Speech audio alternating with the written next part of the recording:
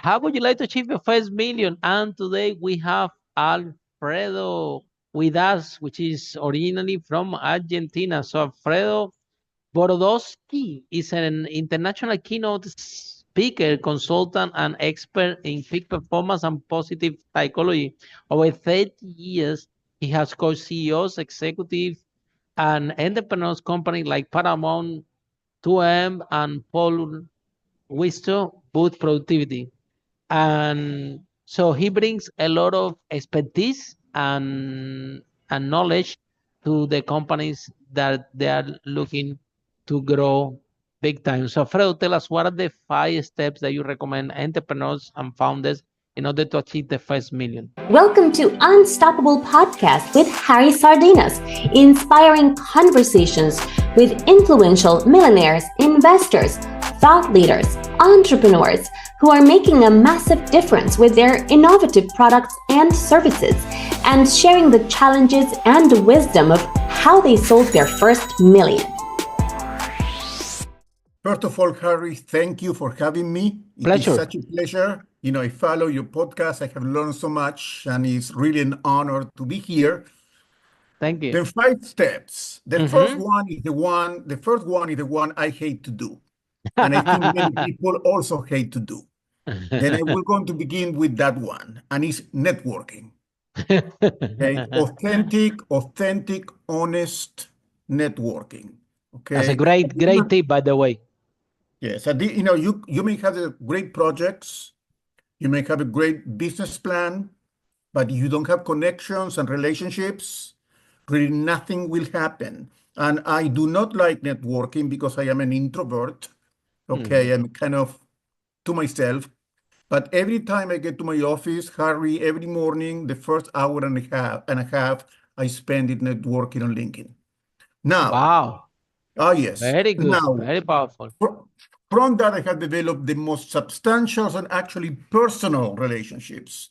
Wow. Really, people who have advised me, and I have advised. Then, relationship first, business second. The business will come from a legitimate, open, and honest conversation. The second thing is that we know from research that 70% of people are not aware of their own strengths. There is a strength blind. And then the second is know your strengths. I help people do that through positive psychology, which is the science of flourishing. And I later on, maybe I will share with the audience how to really discover their top 5 strengths. Wow. The third one is perseverance. You got to go through a wall.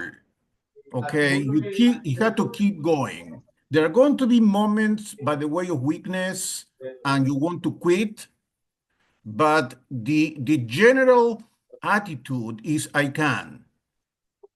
Okay? And you have to convince and tell yourself that you are capable of doing it. The fourth one is not very original, but it's not original because it's true. Learn from failure. Every failure is a teaching experience, a learning experience. I can learn. I am who I am because I failed so many times. In 2013, I was manic and diagnosed bipolar. And out of a manic attack, I ended up losing my job, being hospitalized, diagnosed bipolar, being ridiculed on the press, and basically everything I knew and I had built collapsed. Okay. And today, this was in 2013, I am thriving more than ever. And I realized that I thrive the way I do now because of that failure. Absolutely. Okay. Then I understand that during the time of failure and chaos, you're going to feel really bad. But just know on the back of your mind that it is your duty to transform your experience into wisdom. 100%. And the last one, which is my favorite, is that people think that reality comes first and thinking second. And it's the other way around. You think what you wish first, and your mind will transform reality. Reality is a product of vision, what we call manifestation. If you do not really think it and wish it internally and are convinced in your mind and heart that you're going to achieve something, that will not happen. And reality is more real in the mind before it becomes real in the outside. And the great people, the ones who make it, they succeed, they have an internal, they know internally where they want to get, and then reality becomes a reflection of what they already internally have in mind. Work your mind, and then reality will manifest to you.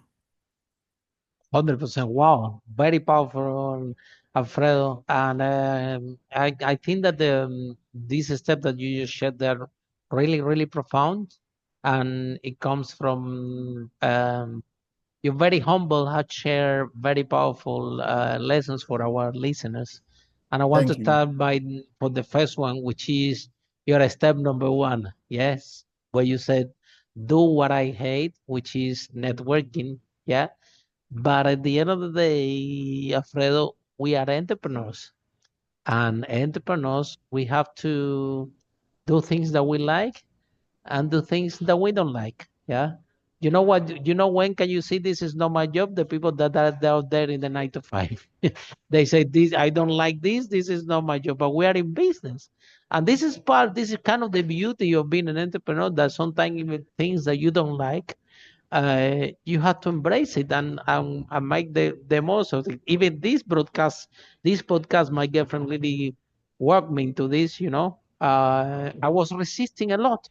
Yeah. I kind of thinking what I'm gonna do in front of a camera, you know, interviewing entrepreneurs.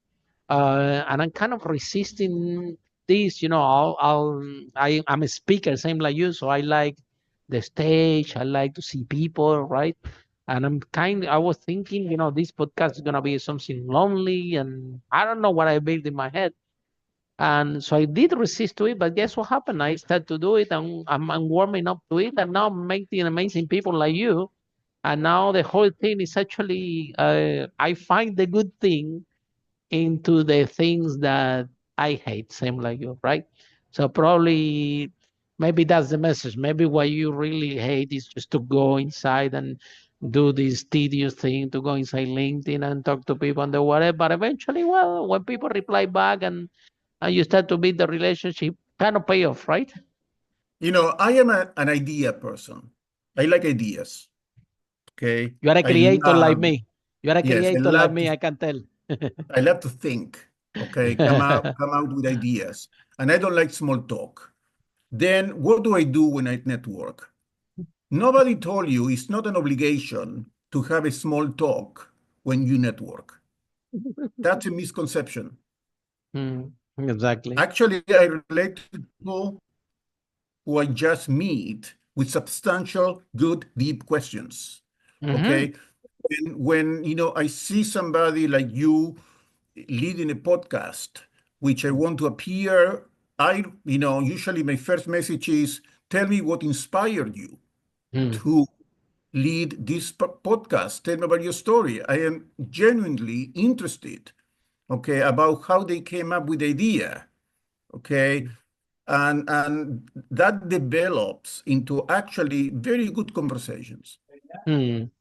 And then, Alfredo, actually, this is my story resonate with yours also because I've been this entrepreneur, you know, that my first property business sold like 5 million, but you see, uh, we're doing really well. It was going in autopilot and everything was working. But you know what? Airbnb came, market changed drastically, and we have to de-escalate and we had to repurpose. And also in this period, I opened a restaurant in London and I lost over 200,000 pounds plus my girlfriend back in the day, and I have a huge setback. I lost 2 years of my life working in this restaurant from Monday to Sunday. So I completely understand when you say that, you know, when you have these setbacks, yeah, I thought that this at the time, I thought that, after I closed the restaurant, that I was feeling really bad because, I lost my girlfriend, I lost the money, I lost time with my family. I'm battling myself, why I got this wrong so hard, and why I was so stubborn to don't close it early, because I do have the mom of my girlfriend, from the first day that she opened the door of the restaurant, she told me, she was an entrepreneur. She told me, close it, it's not gonna work from day one. But I have this, stubbornness and ego and all the thing that goes within ourselves. I'm gonna make this work and whatever.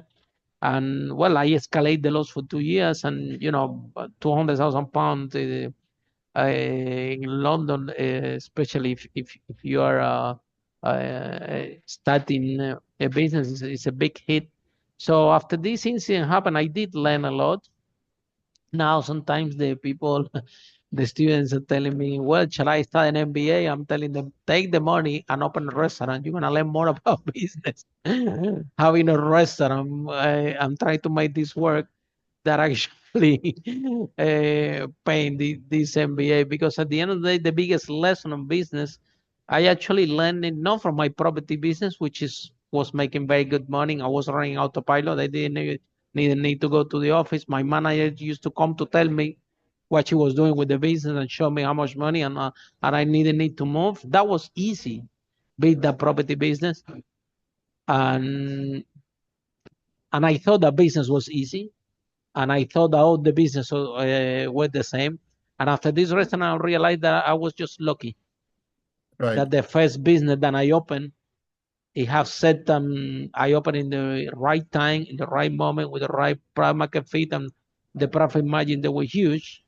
And I thought, I was very young back then, that I was a big deal, and I knew a lot about business.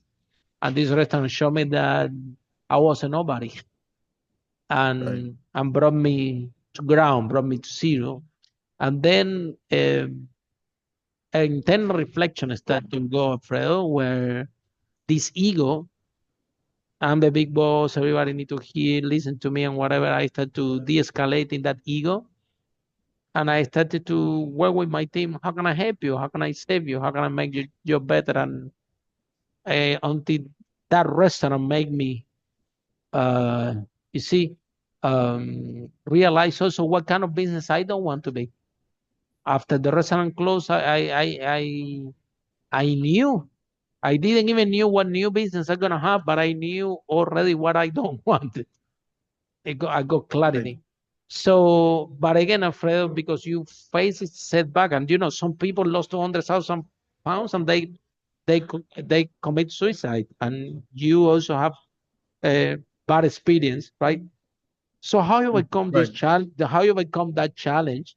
Because people think that it's easy, but I can tell you that it's not. When you work your ass off and you have something and you build something, and sometimes the market change, COVID come, president change, somebody change something, any external factor can actually comes and can get you out of business in a month, in a 2 months, and you don't even know what's happening. You don't even know why. So tell us how you become that challenge, Alfredo, and what is the biggest lesson that you learned from that? Well, for me, things turned around actually in 1 second. It was a magical moment. I was depressed on a couch, on a fetal position for 8 months. Wow. And yes, Wow, was Alfredo, that's a big hit. yeah. And Wow. I went upstairs to my study.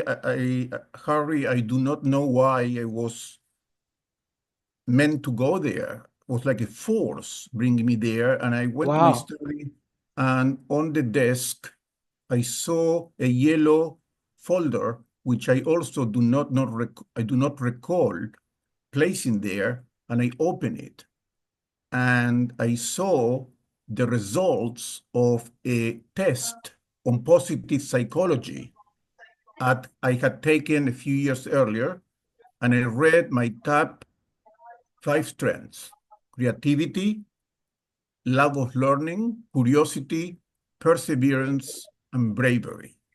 And immediately as I read them, I said to myself, Alfredo, you've been for 8 months on a couch. You have forgotten who you are. Wow. That was And powerful. yes, very powerful. And something clicked within me. And a month later, I was back to school at age 53, social work school. And I not only in the midst of depression, and I have 4 court cases because of my manic episodes. And not only I went through school, I had the highest grades, highest grades, and I was given the most prestigious award, the Inspire Award for Wow. the best, leadership qualities.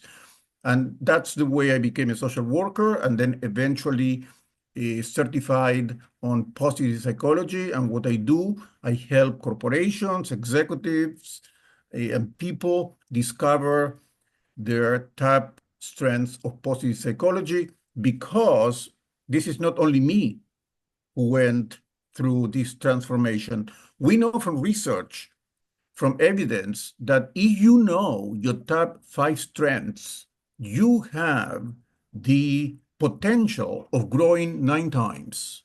Nine times. And if you apply your top 5 strengths, you have the potential to grow 18 times. In other words, the average person, 70% of Americans, are operating below their capabilities 9 times. The capability Wow. just by not knowing their strengths, Just trying. and it takes no more than 15, 20 minutes to discover your top 5 strengths of positive psychology. It's not Wow, even. Fred. This is really powerful, and it have a lot of fundamental what you just sharing with me today, because this is very important to evaluate that. And I learned this the hard way, because I'm a creative person. I'm a person with ideas, and my girlfriend also, right? So I own few companies. My girlfriend also own few companies. And when we were hiring people at the beginning, guess what happened? Some people came into the organization that they also have ideas. Yeah. And we are Right. talking to our team. I said, look, we don't we don't want more ideas here. We have plenty ideas. We need doers. We need someone to execute. So now every time that we hire in our company, we have to make sure that whoever is coming in have this skill, somebody that is more about implementing, a taking action person, a doer, somebody that have this into the skill set. But we learn this the hard way, because at some point in one company, in the company, I remember that all we have was ideas, because there And was there are nobody to implement the ideas, right? and there are good ideas, and there are very damaging ideas. And I want to share Absolutely. with your audience a very damaging one, which I have discovered through my work on positive psychology. The idea that we need to fix people and fix organizations. Let me tell you what we really need to do. We need to shift from a culture of fixing to a culture of nourishing. I We agree with know, you.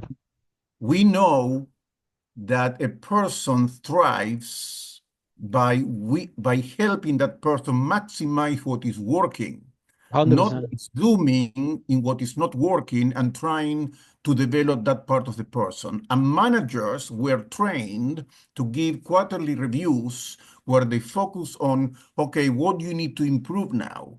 Sometimes we need to do that because we had the bottom line. But in general, we know that the person is going to have a sense of loyalty, which is, needed so much at companies, well-being, and ultimately productivity, when the person feels that is using the top 5 strengths of positive psychology. Then we need, this also for education. What is the kid weak at? He's not good at math. And we do not really concentrate on what the kid is excelling, which may be art. Okay, not everybody has to be an engineer. 100%. And it's like good athletes, a 100-meter runner will work very hard to run 5 seconds faster, will not train to be a a jumper. Okay. Okay.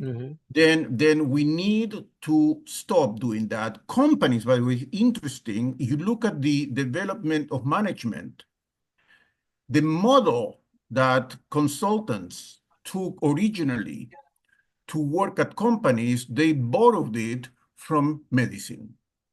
Wow. That's why we use the word diagnosis of the company, reports. All the language come from medicine. Then when we didn't have models at the origin, at the origin of consulting.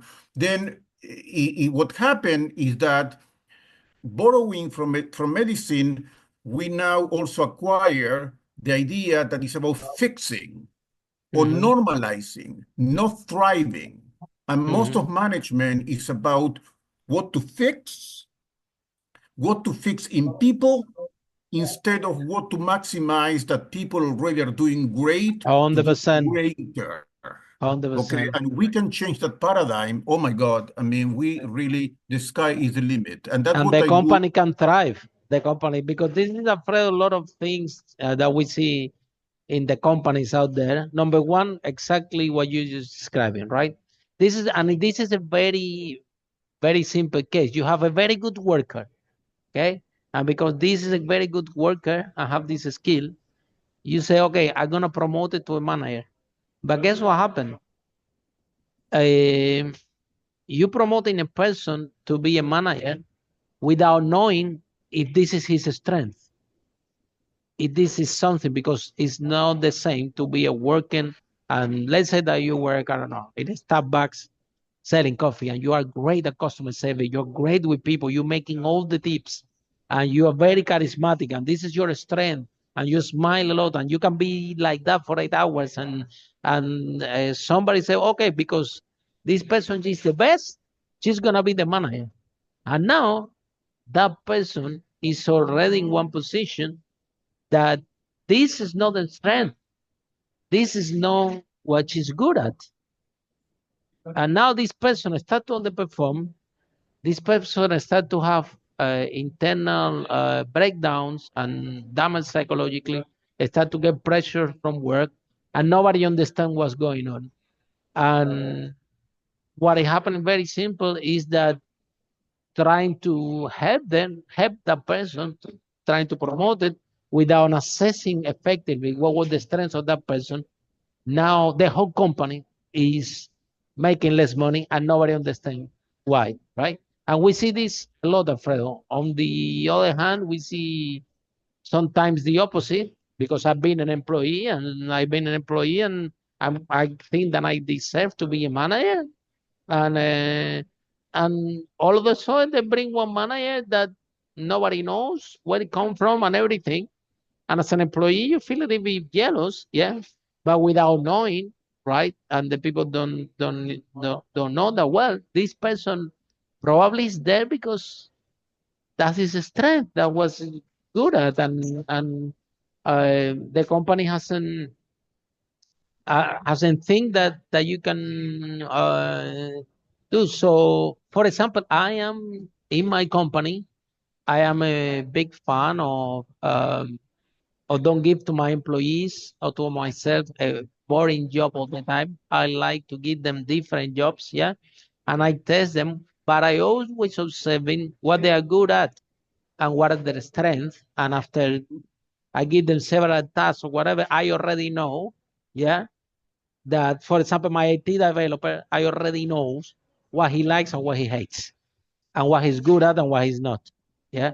And if I give it a task, I know that's gonna be tedious for him. It's gonna be a pain for him to do it. Yeah. And sometimes I need to do it to him because he have a certain skill that nobody else can do it. But I also know what he loves, and same with the rest of the team. So is this strength that we're sharing today, in my opinion, is the key in order to grow businesses and to grow company, because the people there that they are already, that's the other thing as well. Once you bring the people to organization, you're responsible for it. Yeah. If somebody make a mistake, even in my own organization, yeah, like I'm telling you, we have so many ideas, Somebody made a mistake and hired someone that is not doing that have more ideas. Well, we made the mistake. So I believe that, we are, at the moment that they go inside the organization, we have the responsibility to make the most of this person, to try to find the strengths and to try to keep it in the organization, because that person is not the fault that somebody bring it without the right assessment, right? Right. Uh, so, what do you think that is the biggest problem that you see in corporation? And I get the thing that the people go there trying to fix. There is something wrong with you. There is nothing wrong with anybody in any corporate position or in any business. It's just exactly what you specialize. Is we need to identify, the company need to be able to identify. They don't know how to do it. They can bring a consultant like you that can identify the strength of the employee, and maybe you will find out that somebody that you have as a manager in one corner can be an amazing operation or whatever in the other corner. So what do you think, Alfredo, that all these, because companies underperform, uh, because of the people that they are taking the decision, they haven't taken consideration what we're discussing today. Well, the first problem is that in companies, like in the population in general, there is a blindness of strengths. Okay, it is like a plumber going to your home with a toolkit. Then basically, there is a blindness of strength. And by the way, I will tell your audience in a few moments how to get your 5 strengths. Okay. Thank you. That would be amazing. Yes, the second thing is that they work on short-term goals. And what we know from research, that shorter the term of the goal, narrower your scope of creativity. Wow. Okay, then more you zoom on the immediate, less you are able to see the broader picture and create. It is very simple. If a tiger walks into the room, you're going to see only the tiger. And you may be efficiently able to deal with a tiger. You have a gun or you run away. But you're going to solve the situation in the immediate run. Then I work with companies, and there are some companies that some of them, they give an assessment of performance every week. Okay, then they give a performance assessment of the sales people every week. And I talk with the team, and they are absolutely stressed out because they are basically running from week to week for their lives. And all creativity is gone. I just read a book. It's a bestseller, ready for the second time. It's called Drive by Daniel Pink. And he talks about this. And the companies making the biggest breakthroughs are the ones who give to their employees some hours of the week, even a day, to work at projects they want to work, even unrelated to what they are doing in the company. It has to be connected somehow, okay? Clearly, you have to fix a problem or something connected to the company. But most of the best applications at Google, for example, came out of that time that Google employees were given during the week to create openly. And actually, they were able to create their own teams among the different employees. Wow.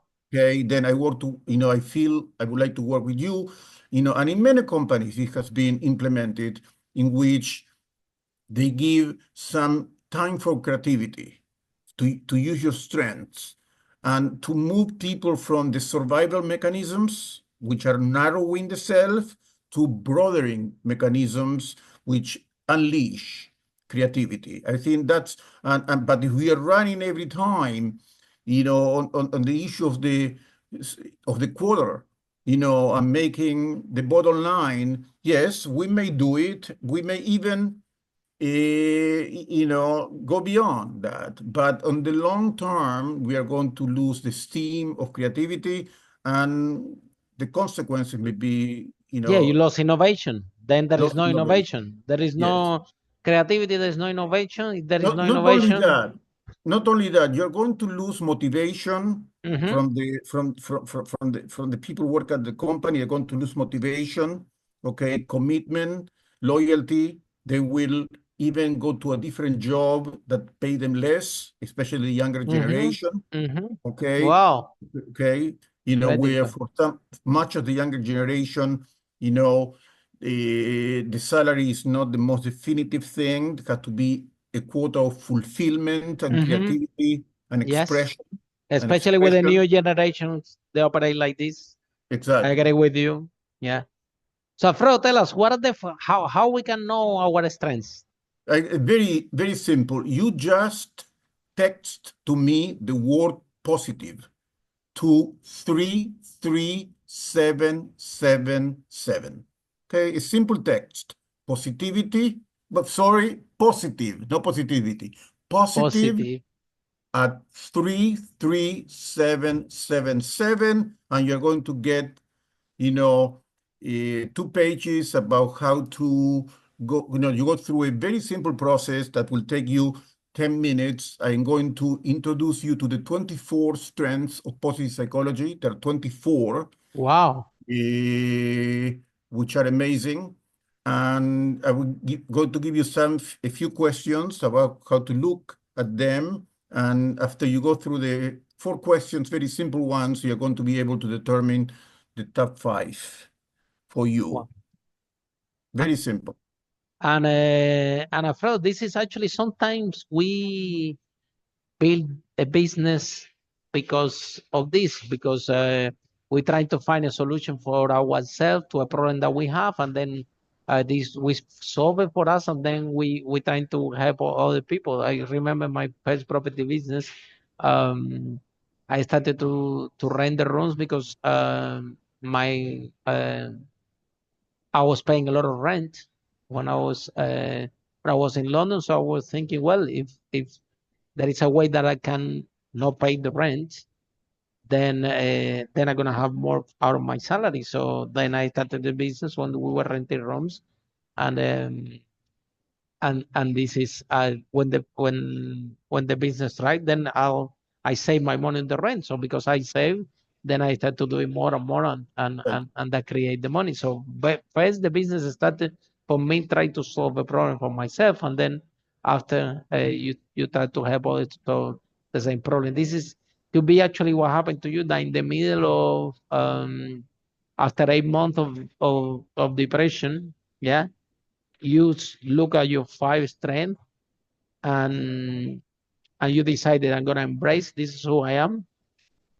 And since then the rest is a story. You change completely, and even better now you are also helping companies doing talks um, about this topic, which is actually is really really important, and very few people talks about. And then you go to companies to do corporate training, and they are telling you all the time, they always tell me, Harry, give we need motivational speakers, and of course everybody need motivational speakers. Everybody's demotivated in the company. What they are demotivating in the first place? I always telling them, how about we do an inspiring speech so they can actually transform and see what's going on. But they're demotivated exactly for this, because imagine, Alfredo, even you, that's how you started on the There first is place. Your no, first step was networking. I hate it. So imagine that now you are at work,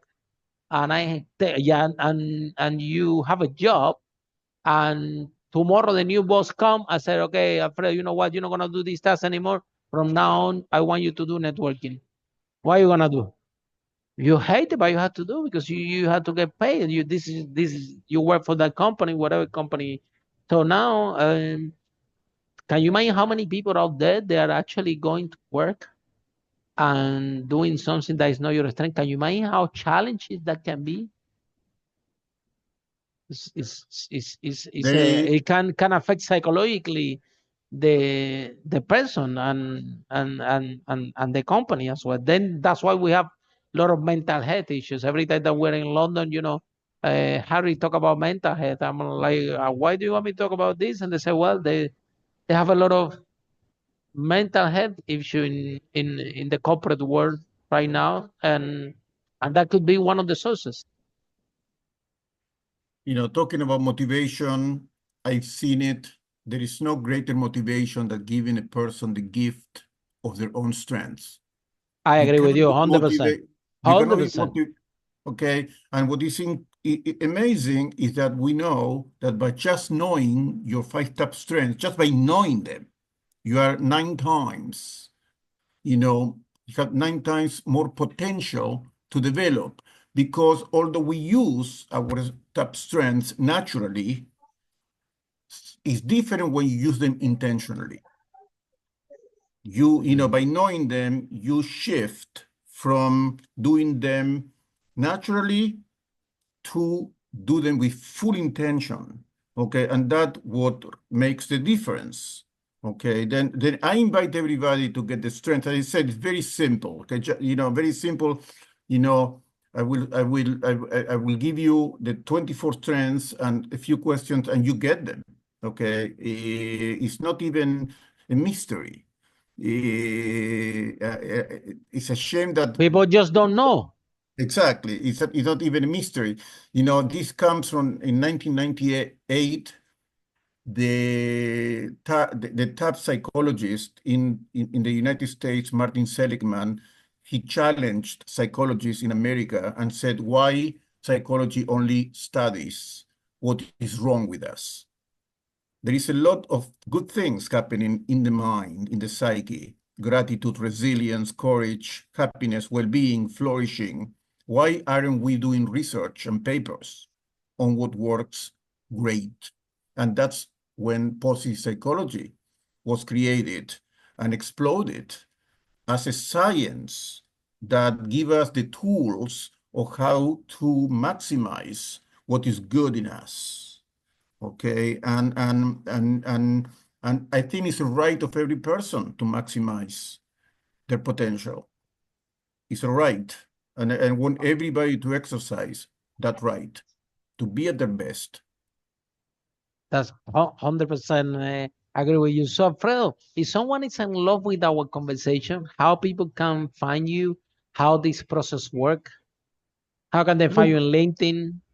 LinkedIn, Alfredo Borodowski, LinkedIn, and I am an avid, as I said, user of LinkedIn, then you can contact me there and just mention that, I've been with Harry Sardinas, and, but also if they go to, if they text me on that couple of pages that I will tell you how to get your top strengths, I'm going to give you also a way to get in touch with me. So can you repeat the number that I need to text you? Yes, it's positive at 33777. That's brilliant. As easy as I could get. I used to give my website, and I used to give my name, Alfredo Borodowski. How do you spell Borodowski? No, now it's very simple. Now, Just text and that's it. that's I it. love it. Text me one word to an easy number. I mean, we can make it easier, okay? Couldn't be easy. Thank you so much, Alfredo. And what last message? What last message do you have for people that wanna be entrepreneur and they are trapped in this corporate work and maybe they want to have freedom, but they don't know their strength and they are scared to become an entrepreneur. And for also the people working in corporate that they are listening to this podcast and they are depressed, they have mental health issues, they are doing things that they don't like and they hate. However, they cannot quit because they have a big house, they have a big car, and this is all they have in that salary. And regardless, they don't like what they're doing, they have to cope with it. So, what message do you have for wannabe entrepreneurs or for people actually working that the strength hasn't been maximized and they're making money, they're going to work every day, but they are not fulfilled. They don't feel that they're exploiting the great potential they have. Then I will ask them, where do you live 80% of your time? Where do you live 80% of your time? And I tell you where you live 80% of your time. in your mind.